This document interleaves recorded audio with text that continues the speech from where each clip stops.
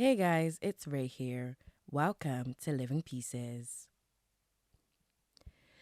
So today's episode doesn't really have a structure. However, there's been something that's been on my mind, a thought, if you will. And so on today's episode, I essentially want to explore that thought. It's going to be more of a philosophical nature, more of a philosophical episode today. So some parts of it will feel a bit like I'm rambling and won't really make sense. However, stick with me because I think there are some things that we need to explore and maybe think about and delve into a little bit deeper. So, definitely stick with me and I hope you enjoy this episode. So, what I'm going to be talking about today comes from a video that I actually watched recently. The video was basically talking about programmings and how we are all part of different programmings. And it also, the person speaking did a comparison to the Matrix and talked about, as in the Matrix movie, and talked about how when the red pill was taken, the Neo was ejected from the Matrix, and he basically like woke up, and as soon as he did that, he was released from all the programmings. And so this person was basically talking about how essentially we don't wake up all at once from our programmings. We actually release and let go of them one by one until we're free and until we are basically until we're basically enlightened, right?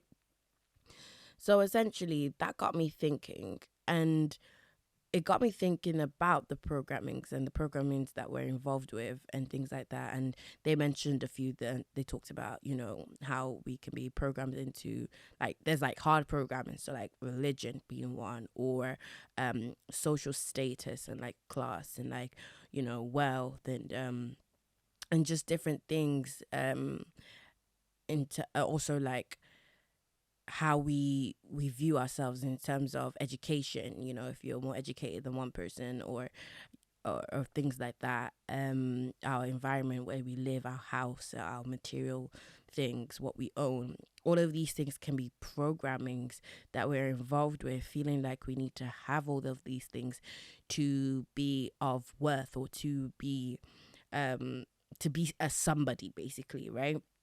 And how when we actually start to wake up, we start to remove ourselves slowly from these programmings one by one, and it's not a hard reset, or at least not for everybody. Sometimes it takes a little bit of time, and even if the hard reset was to happen, there are some things that would still creep up, some things that maybe wasn't removed the first time round, and so we still need to take time to remove ourselves from these programmings. And then the creator then also went on to talk about how after these hard programmings, there are also the soft programmings. And the soft programmings also do the same things in terms of making us feel like we are either better than others or has something to do with our emotions. And they spoke about how with the soft programmings are soft because we don't sometimes don't even realize that we're part of these programmings, and what those look like can be, okay, now that I've woken up and I'm no longer, let's say, part of a religion. The fact that you're no longer part of a religion may make you feel like you are better than those who are still part of that religion, for example, right? So now that's a soft programming that's just creeped up to make you think that because you're awakened, you're now better than others. And that's actually not the case. And so it was just this look between the hard programming and the soft programming, things like that. And then that got me thinking in general about programmings. And so I was pondering on it, and I realized that what they were saying was that essentially we remove ourselves from these programmings, and it got me to think that, okay, so if we remove ourselves from these programmings, what actually happens afterwards? Like, enlightenment essentially is like this idea that we're not part of anything, we are everything and nothing all at once. We are part of this and not part of this all at once, so we are detached, essentially we are free, you know and so that's the idea of an enlightenment. At least that's the way I understand it. And so it got me thinking that actually, when we think about it, we are always part of a program. I personally don't think that we can actually ever leave a program. Now, this is just theoretical. I could be wrong. But again, like I said, this is going to be more of a philosophical episode where I'm just pondering certain things about lives and, hopefully you guys thinking as well. And if you do listen to this episode and you have some thoughts as well, I would definitely like to hear what you guys have to say, because I think it's a very, very interesting topic. So essentially, my theory is that we don't actually ever leave a program. This idea of trying to leave a program can never work, because I think of it this way. If we leave something, that means we become nothing, or we go into nothing, and nothing does not exist. Everything that exists, right? So if we automatically say that I'm removing this programming of let's say self-worth, right? I'm removing this programming of self-worth, and I am no longer part of this programming. Well, by default, you actually end up being part of another program. And because you can't remove the idea of self-worth, if that makes sense. Like it's there. It's a fundamental thing that we all have.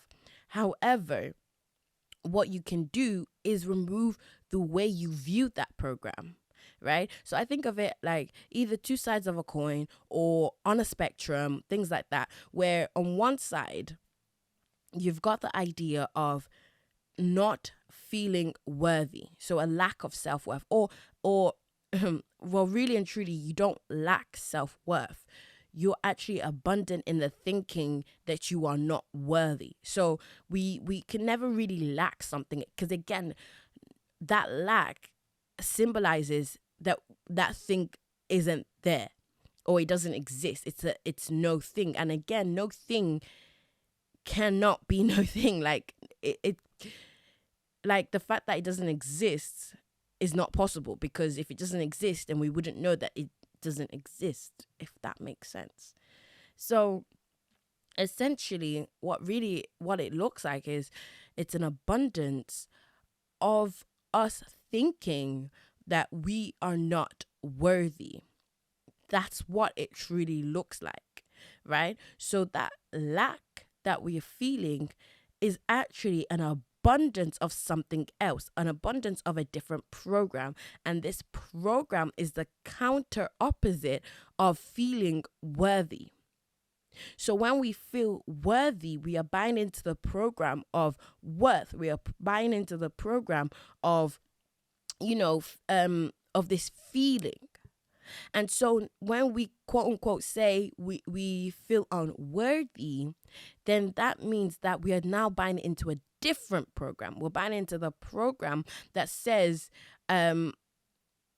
we don't feel worthy, essentially, or we and so again, so what I mean by buying into that program is when you buy something, you have it. It's an abundance of something. So we are always buying something, right? We're buying and selling. That's how this currency works. So when I sell something, in exchange, I buy something else, and I become more abundant in whatever it is that I'm choosing to buy. So therefore, if I am buying this idea that I am not worthy, then I have become abundant in the idea that I am not worthy. Does that make sense? I really hope you guys are following me. And so again, when we choose to quote unquote remove, we're not necessarily removing, but I would just say remove ourselves from this idea of not being worthy. What we are literally doing is we are selling this idea that we are not worthy back into the universe, and in exchange, we're buying the idea that we are worthy. So with that being said, I believe that we actually never leave a program. We are always in a program. And if we want to take another example, just so that maybe it's more clear and it makes more sense, take the idea of religion, right? Religion is such a complex topic, and hopefully one day I'll get the chance to actually do an episode about it, because it is a hefty topic. But for the basics, say you are part of a religion, right? Whatever religion it may be. Now, you decide that you no longer want to be part of that religion. The moment you make that decision, you have sold the idea of this religion. So you are now selling it away back into the universe. You are selling away the ideas that came with this religion, the programming, the indoctrination, or whatever it may be that was a part of this religion. You are selling it back into the universe, or back to whoever, right? And in exchange, you're actually buying a new program. And that program is a program that could look different for so many people, because again, religion is so complex. So maybe it looks in a way that you don't believe in aspects of what a certain book is talking about, but you actually believe a different idea or something along the lines, or something similar, or whatever it be. Like, again, like I said, religion is so complex, so it will be hard to pinpoint a specific example. But the idea is, people that think that they've left the religion and that they're part of no religion, technically you are still part of something, right? You didn't actually fully leave. So when we look at people who are atheists and they say that they don't believe in God, and they're not religious, in a way, all you've done is that you are on the opposite spectrum of those that do believe in religion. And the opposite spectrum is still a belief, because the fact that you say you don't believe in God says that you believe in the idea that there is no God. That is what you're saying. So that belief in the idea that there is no God is still a belief, and it's still a program. Does that make sense? Because programs basically are the things that make us act a certain way.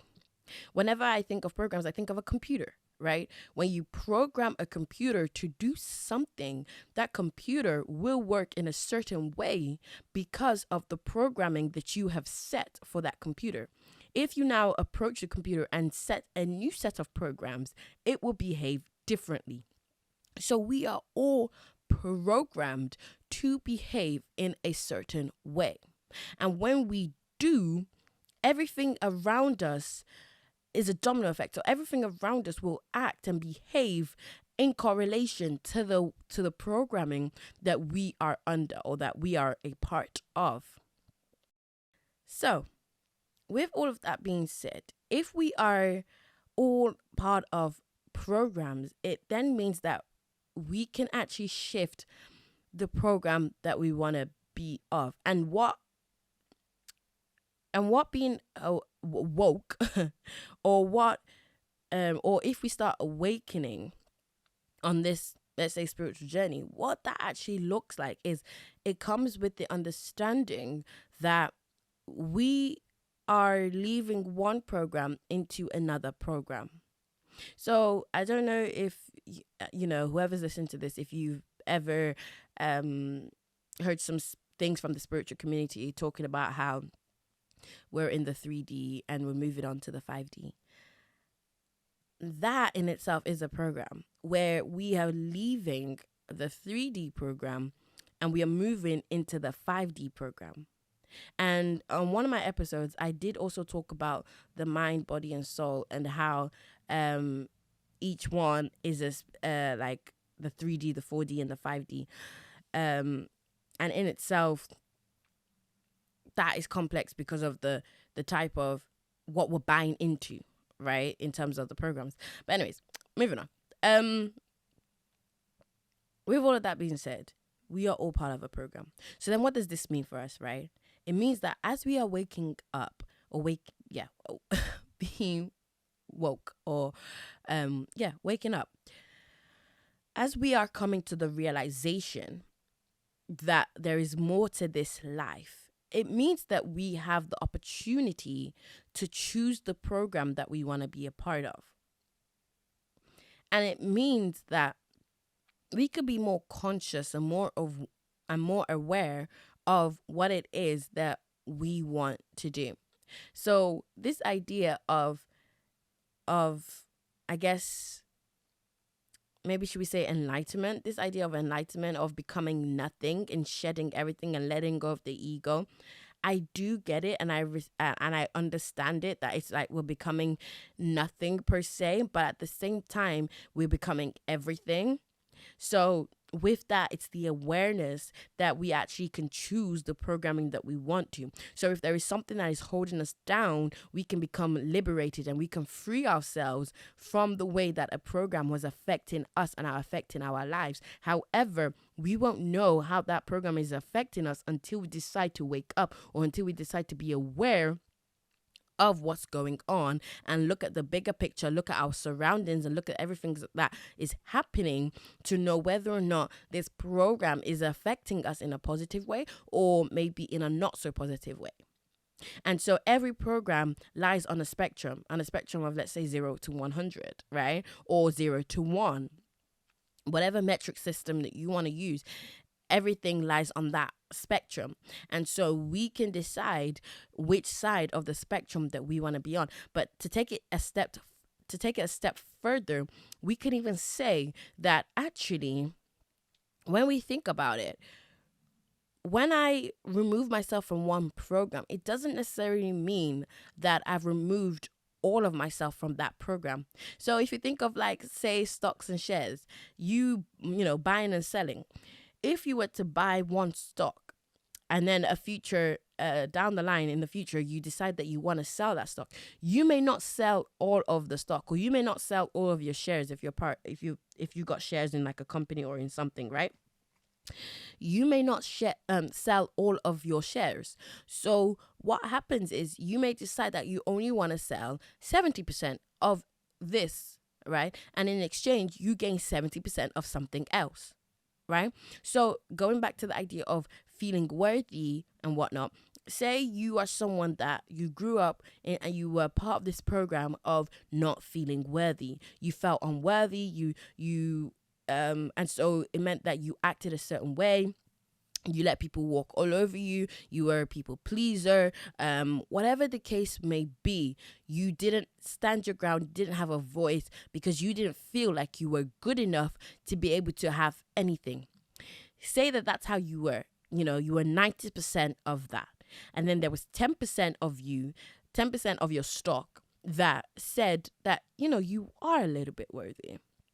And on rare occasional days where things were positive and things were great, you actually felt that worth.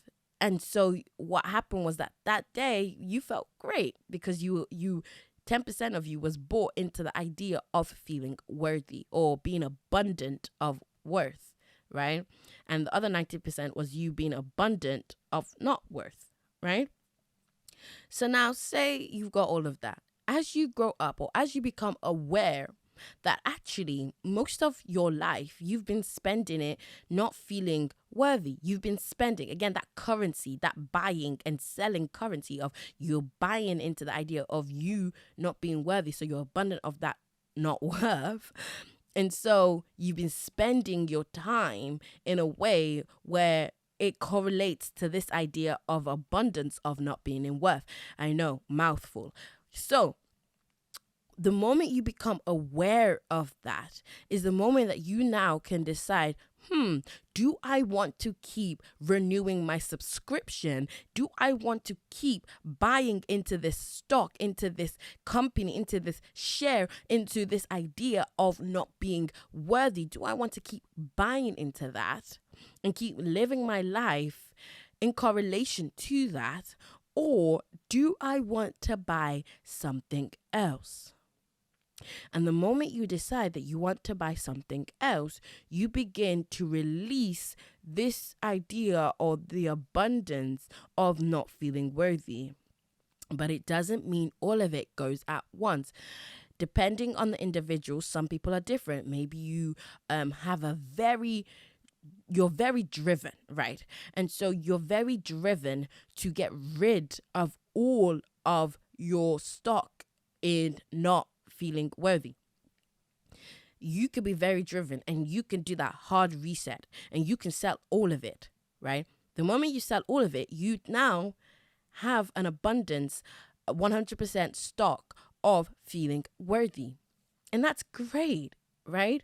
But here's the thing. You can always buy and sell. So just because you buy into the idea of feeling 100% worthy doesn't mean you will stay with that idea of feeling 100% worthy if you don't renew the subscription, right? So what may happen is, people have that hard reset, they buy the 100% subscription and things are great and they're feeling worthy, they're on top of the world and whatnot. But then they encounter somebody else or they encounter something else or they encounter a type of situation. And that situation leads them to actually sell some of the currency of feeling worthy and buy back the currency of feeling unworthy. Right? Meaning what we have to be cautious of is what currency are we buying in the moment? Every interaction that we have with ourselves or with other people, every thought, every thing that we do, every action that we make, right, is a constant selling or buying of a currency of feeling worthy or not feeling worthy. For example, using that analogy or using this as an example, right? Every day is a constant buying and selling. So what I'm trying to say is, with all of this, I think that it's not always this or that. In fact, life is this and that, and you can actually feel worthy and unworthy at the same time. Of course, each one may show up and manifest itself in a different way, as in it may manifest itself depending on the situation that you're in. So maybe whenever you go around certain people, certain situations, you temporarily sell the idea of feeling worthy and buy the idea of not feeling worthy. You could buy it from there. And this buying and selling is a form of energy. So when you're around someone and you're around their energy, you're actually buying this currency of feeling not worthy, because whenever you're around them, they take from you. They take your worth. Ooh, sorry. I'm just here talking and things are just flowing to me and I'm like, whoa, okay. We are spitting. No, stop. Seriously, like maybe you go around somebody, right? And all of a sudden you feel not worthy because what's happening is they are either forcibly taking, actually, no, not forcibly. No one can forcibly take anything from you.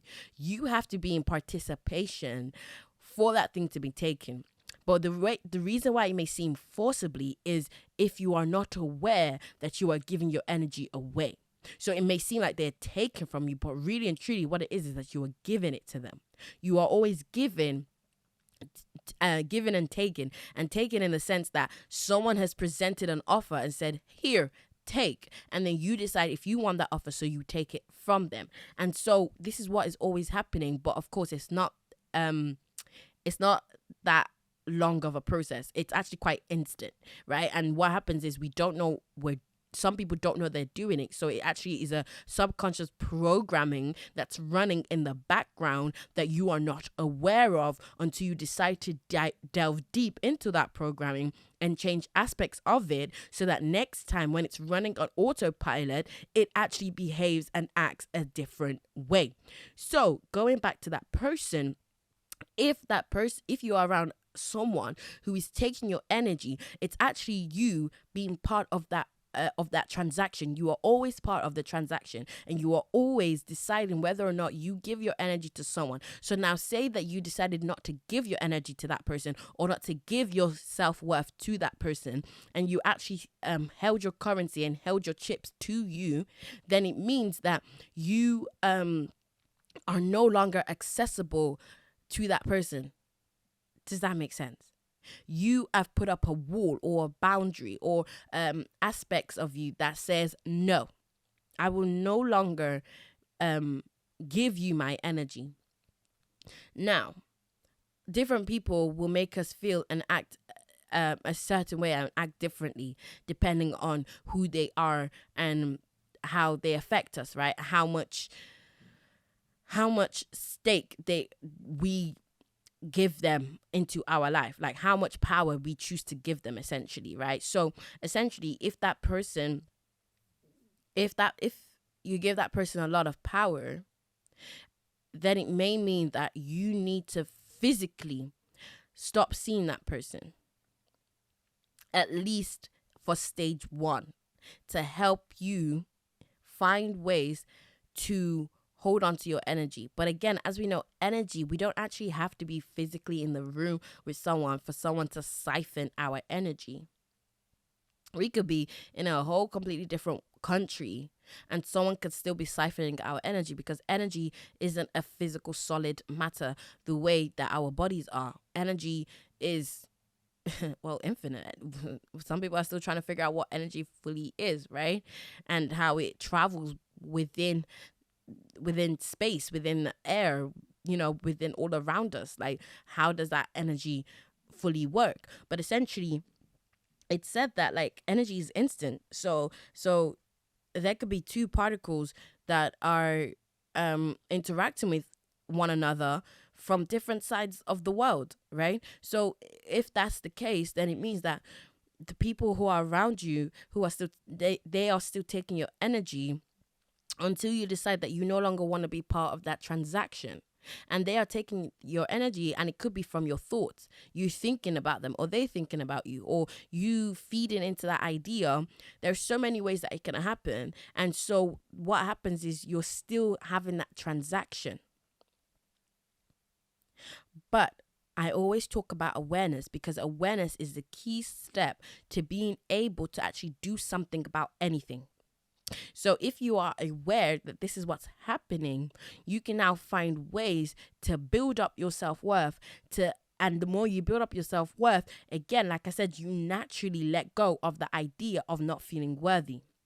Because we are always buying into two programs, and sometimes we are always part of both programs, and it depends on the situation that brings out each program. So you might be abundance 70% of feeling worthy, and then 30% of not feeling worthy. And so when you go around someone, that could stay the same, or it could change, and the numbers fluctuate, right? So this is a very complex topic, but I think it's so interesting to talk about, because then it makes us realize that actually in the moment we get to choose which programs that we want to be a part of. And self-worth is just one of those programs, and it's the one that I just wanted to talk on. But it could be anything. So let's say another one is fear. We have to first identify what's the opposite of fear. The opposite of fear, right, is love. And the reason why the opposite of fear is love is because to be fair, in my opinion, all good feelings that we feel is the opposite of fear, because everything that we do stems from fear. All of the other emotions, guilt, shame,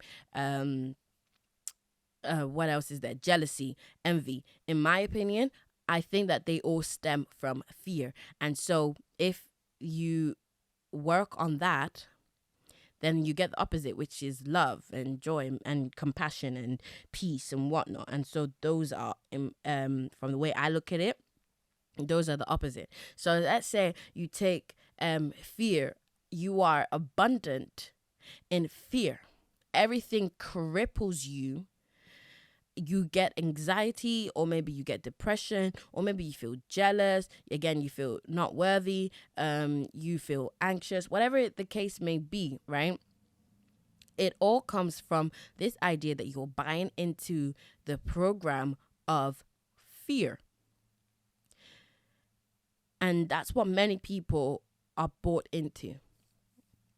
A lot of these other topics stem from fear. When we feel fearful, we act in a certain way that aligns with that fear, right? So what happens is, when we have an abundance of fear, there is a decrease or a limited amount of love that we can have. And so we have to first sell the stock or the share of fear in order to buy the stock and the share of love. And I think when we look around us today in our society, the reason why it may seem like it's a loveless society is because many people are bought into the idea of fear. And it's not to say that there aren't some people who are loving. Of course there are. And it's not to say that the people who are fearful also aren't loving. Again, like I said, you can buy into two programs at once. So for some people, it may be 70 to 30, maybe 60 to 40. It may be 20 to 80. Whatever the case may be, it may be 10 to 90. Whatever it is, there is percentages. There's a spectrum. There's a scale, right? And so when we buy into one thing, it doesn't necessarily mean that we don't have the other thing in our inventory. It just means that we maybe have a low stock of that thing. That's all it is. So when you see some people who are still loving to one another, in that moment, they decide to sell the currency of fear and instead buy love. Or they may be around people who trigger them into being more loving, right? And trigger doesn't necessarily have to be a bad connotation. Trigger just means sparking or just pushing the first domino, and then everything else falls. So you can push the first one into something good, or you can push it into something bad. So when you're triggered, it doesn't necessarily mean that you're triggered into negative things. I know we have taken that word triggered and we've made it this negative connotation, that you triggered me and that automatically means that you did something negative to me. No, not necessarily. When we triggered someone, you could be around someone that triggers you to be a better person, to actually sell the currency of fear, even if it's momentarily, even if it's temporary. Sell the idea of fear, sell the abundance of fear, and actually instead buy the abundance of love. And so that's why when you're around them, you can't help but feel, loving towards them or joyful or whatever the case may be. However, if you're around other people, they may trigger you to be in fear. So again, you sell your idea of love and you buy back this currency of fear. I hope all of this is making sense, especially with examples that I'm giving. This is just my thoughts, and it's just when I look at it, to me anyway, it makes sense. Because I think that we are always part of something. I think that it's always this and that, not this or that. We've been fed, even that in itself is the programming of this or that. And so for me anyway, I have released that programming of this or that, and I believe that I'm now in the programming of this and that. However, it doesn't mean that if a different situation arises, I may need the programming or the idea of this or that. Do you know what I mean? It's complex, and life is complex, and I think that's the beauty of it. And we can't just try and simplify everything, because when we try and simplify or oversimplify everything, then we actually miss out on certain other things. Life is too complex, and I guess that's why, again, like I said, this is more of a philosophical episode to get you thinking, to get you pondering, right? Yeah, and so I would like to know your thoughts on this, and to tell me what you think. I think there's so much more as well, because then it makes you think about how it is that we as people, how we respond to certain things. And so as well, even looking at like how the person was talking about the soft programming, how there are some soft programmings that makes you think that, oh, I'm fully healed, right? Or, oh, I'm better than this person because I'm not part of a religion, or I'm not part of this, and so that makes me better. Even these soft programmings, what it means is that we are buying the currency of whatever that thing is, and we're selling the currency of its opposite. Right? And what actually just came to me was the quote of everything has an equal and opposite reaction. Right? So whatever we're doing, there is the reaction of the other thing. Yeah, I think that's it. So yeah, I think that's it. And so this is what I'm going to leave you with.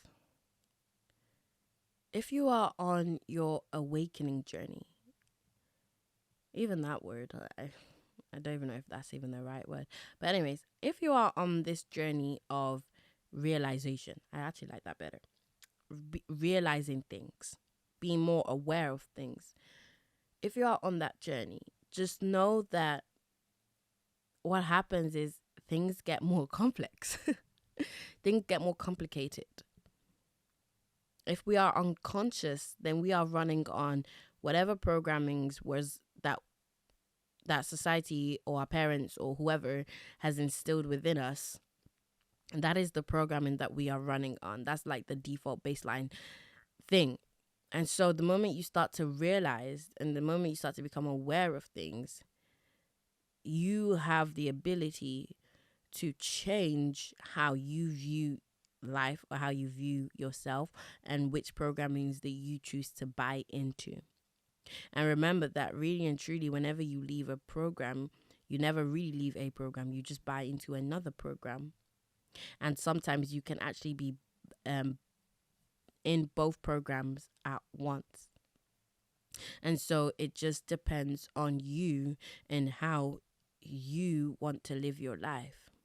Sometimes you can be 50-50. Sometimes it's, like I said, 60-40, 70-30, 20-80, 10-90. Like, whatever the case is, you can choose how much of something that you want to buy into, but know that you are always buying into something. So look at the things, look at your inventory, take stock, take note of all of the things that you are bought into, and then decide whether or not this is what you want to buy, what you want to continue buy into. And I guess the next thing that people may ask me is, okay, cool. I've taken stock of the fact that I don't feel worthy. I've taken stock of the fact that, this religion is so and so. I've taken stock of the fact that I'm part of I'm this highly educated person, and or I live in this environment, or I have this social state. I've taken stock of all of those things. What do I do with them now? And I say, well, it goes deeper. It goes into knowing how that program was there, who instilled that program. Was it you or somebody else? Well, it's still always, ultimately, I think it's still always you. I just think that it's what you accepted from somebody else. Again, nothing can ever happen if you don't let it happen. There are people who are always interacting with us and doing their thing. However, if you give them permission, you give them that permission slip to put something on you, then technically, yes, they did it, but at the same time, you accepted it and you left it there. So you are still as part of it. So people who are always, now this, I feel like I'm going off into something else now, but people who are always complaining or blaming other people and saying it's your fault that you did this, it's your fault that you're like this. It's like, really and truly, you had the ability to be part of it as well. You were part of everything that happened. And we I want to say anyway that we're all probably guilty of it. Even myself, I know that there are times where, when someone's done something to me, I've said that because of how you acted, it made me act a certain way and you triggered me. And whilst that is valid, it is 100% valid, I have to recognize that I participated in letting that person trigger me. Now, it's not always easy. I'm not saying that, and I'm also not saying it's your fault. It's not necessarily anybody's fault, but all it symbolizes, or all it highlights, should I say, is it highlights the fact that there's still a programming that's running underneath for you to still give your power to that person. And the moment you figure out what that programming is and you unplug from it, that's when you can now buy a different programming and actually realize that this person doesn't have to trigger you if you don't want them to.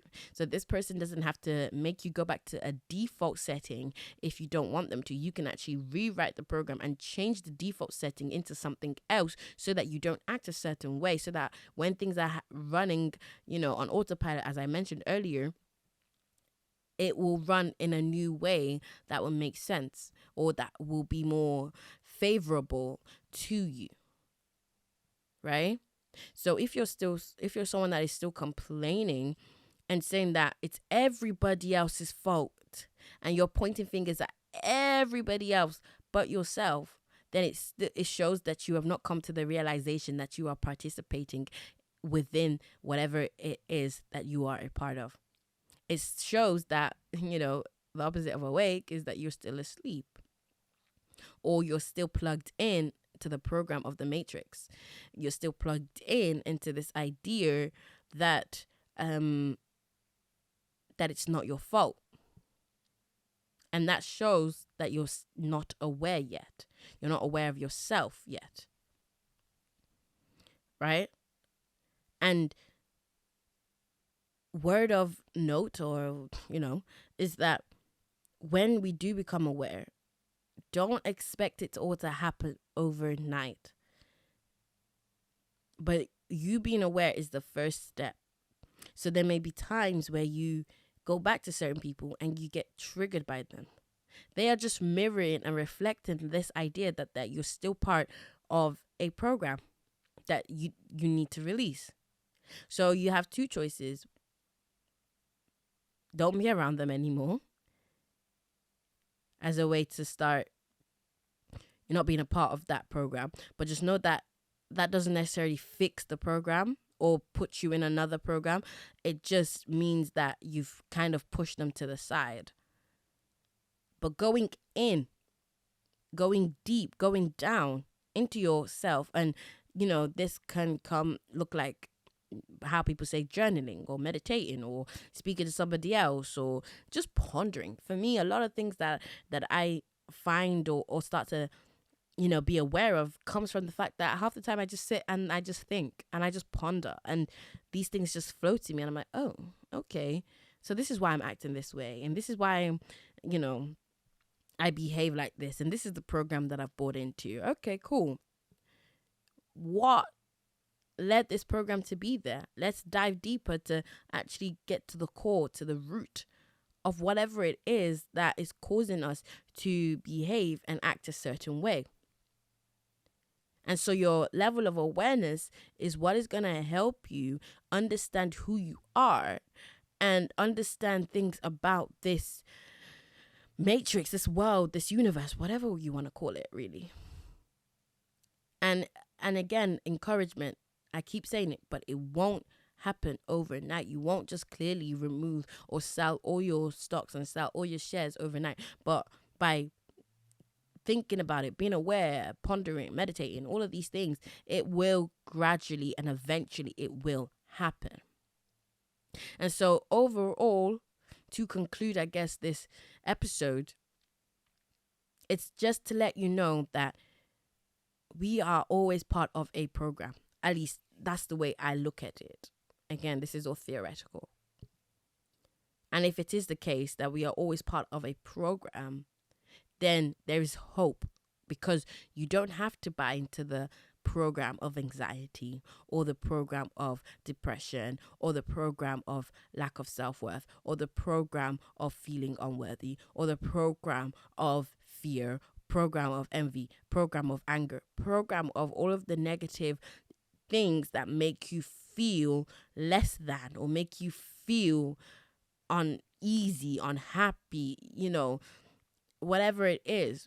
You don't have to buy into those programs. You can eventually move yourself to the opposite counterpart, to the program of peace and compassion and joy and happiness and love and eventually enlightenment, understanding all of these things and understanding that all of these things play a part in the bigger scheme, in the bigger picture, right?